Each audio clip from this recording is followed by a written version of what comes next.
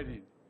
With less than 2 months before he leaves office, United States President Joe Biden is expected to flood Ukraine with over $7 billion in more weapons. President Biden directed me to oversee a massive surge in the military equipment that we are delivering to Ukraine so that we have spent every dollar that Congress has appropriated to us. In a move denounced by human rights groups, the first tranche of the largest weapons package in 7 months includes landmines, which were banned in a treaty signed in 1997 by over 160 nations, including Ukraine.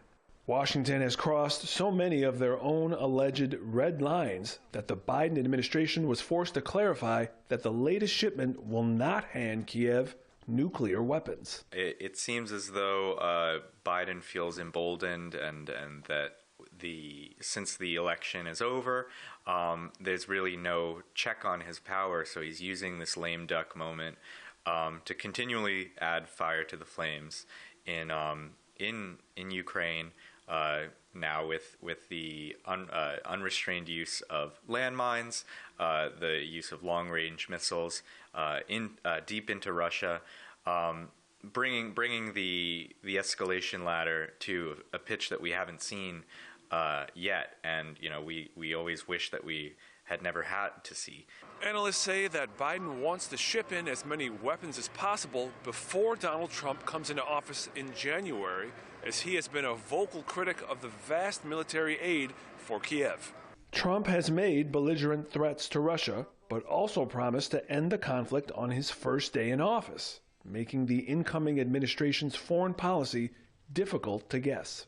What the latest announcement appears to make certain is that Biden's legacy will be one of exacerbating the bloody conflict between Russia and Ukraine instead of furthering diplomacy. I think that with all of this, we have to just remember that how it started was Blinken and Biden admitted essentially that they knew that it would lead to this level of confrontation, and chose to keep saying, we're not coming to the table, we're not negotiating.